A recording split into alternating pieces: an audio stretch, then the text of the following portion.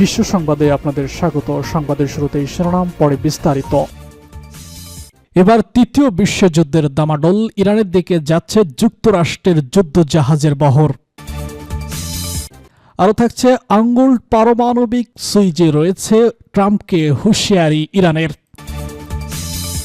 আমি স্বৈরার শাসক, মাঝে মাঝে স্বৈরার শাসকের প্রয়োজন হয় বলছে ট্রাম্প। জানিয়ে দিব, শান্তি পরিষদে যোগ দিতে কানাডাকে পাঠানো আমন্ত্রণ বাতিল করলেন ট্রাম্প।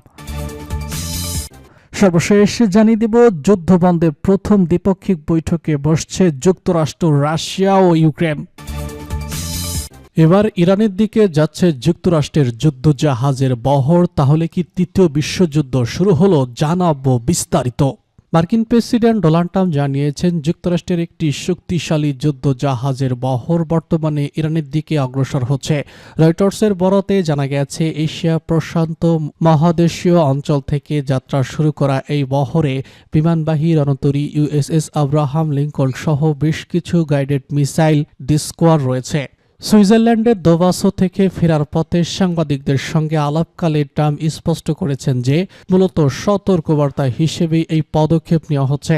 তিনি আশা প্রকাশ করেন, এই শক্তি ব্যবহার প্রয়োজন হবে কিনা, তবে পরিস্থিতি খুব নিবিড়ভাবে পর্যবেক্ষণ করা হচ্ছে। মার্কিন কর্মকর্তাদের মতে, জাহাজের পাশাপাশি মধ্যপ্রাচ্যে অতিরিক্ত আকাশ প্রতিরক্ষা ব্যবস্থা মোতায়েনের বিষয়টিও গুরুত্ব দেওয়া হচ্ছে।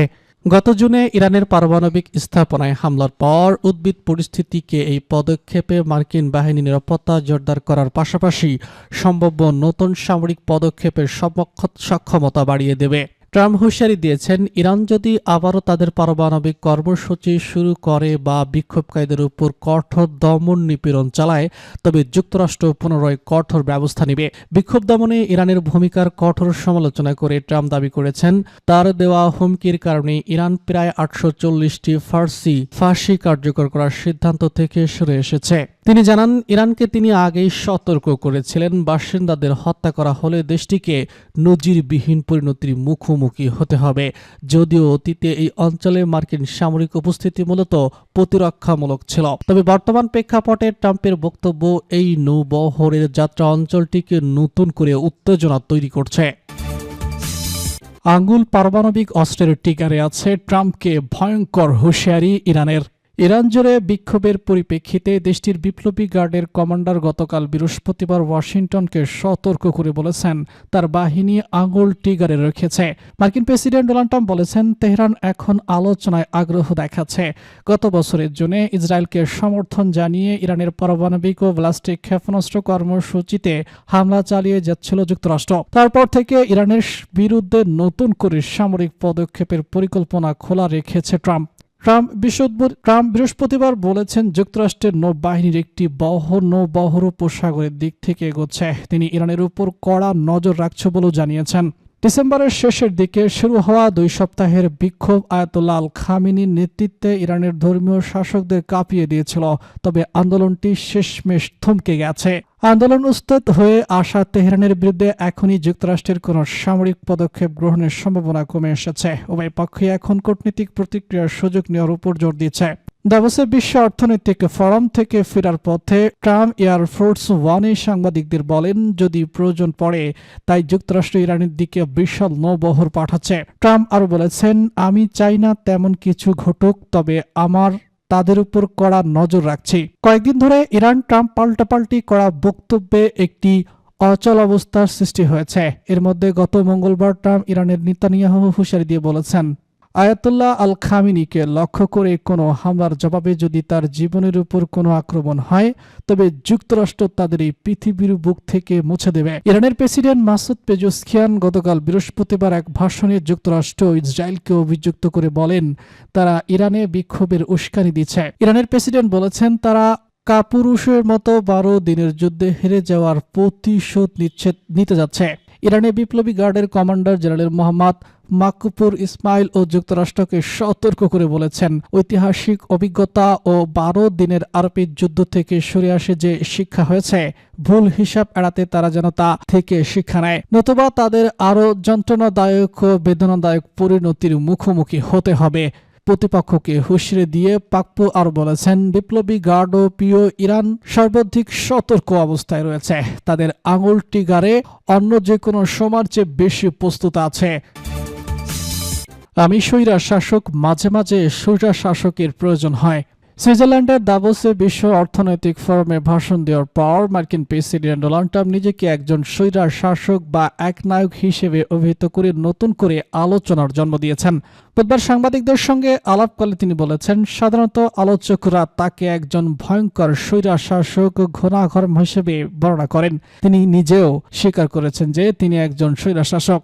তবে নিজেদের এই অবস্থানের পক্ষে যুক্তি দিয়ে ট্রাম্প বলেছেন, মাঝে মাঝে একটি দেশের জন্য একজন স্বৈরা শাসকের প্রয়োজন হয়। তার মতে তার নেওয়া প্রতিটি সিদ্ধান্তই সাধারণ কাণ্ডজ্ঞান বা কমন সেন্স থেকে উদ্ভূত, যা রক্ষণশীল বা উদারপন্থী কোনো নির্দিষ্ট আদর্শের উপর ভিত্তি করে নয়।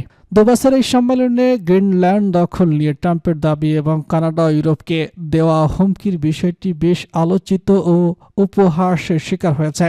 তবে ট্রাম্পের পক্ষ থেকে এমন বক্তব্য এবারই প্রথম নয়। এর আগে 2025 সালের আগস্টে ওয়াশিংটনে কেন্দ্রীয় শাসন কাঠামোর করা এবং পতাকা ওড়ানোর দায়ে সাজা দেওয়ার আদেশ দেওয়ার সময় তিনি ইঙ্গিত দিয়েছেন যে মার্কিন জনগণ সম্ভবত একজন স্বৈরা শাসকই পছন্দ করবেন।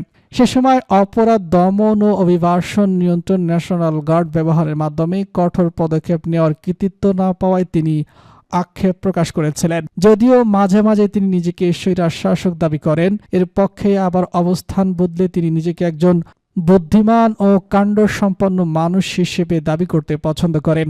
2024 সালের নির্বাচনের আগেও তিনি ফক্স নিউজকে দেওয়া এক সাক্ষাৎকারে বলেছিলেন, তিনি যদি ক্ষমতায় আসেন প্রথম দিনের জন্য এক নায়কের মতো কাজ করবেন। তবে রাশিয়ার প্রেসিডেন্ট ভ্লাদিমির পুতিন, চীনের শি জিনপিং এবং উত্তর কোরিয়ার কিম জং উনের মতো শক্তিশালী ও কর্তৃত্ববাদী নেতাদের বুদ্ধি ও নেতৃত্বের প্রায় প্রশংসা করতে দেখা যায় তাকে।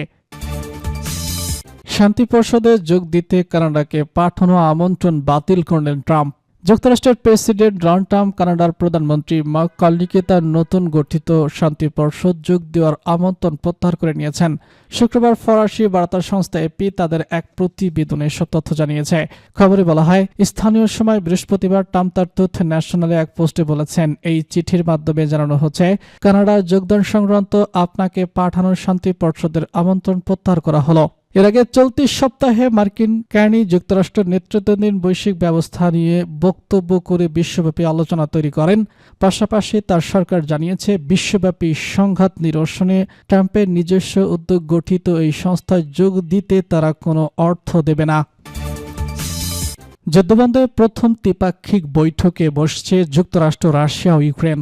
ইউক্রেন যুদ্ধ বন্ধে আবু ধাবিতে যুক্তরাষ্ট্রের মধ্যস্থতায় রাশিয়া, ইউক্রেন ও মার্কিন কর্মকর্তাদের প্রথম দ্বিপাক্ষিক বৈঠক শুরু করতে যাচ্ছে। শুক্রবার 2 দিনব্যাপী আলোচনা হবে বলে জানান ইউক্রেনের প্রেসিডেন্ট ভলোদিমির জেলেনস্কি।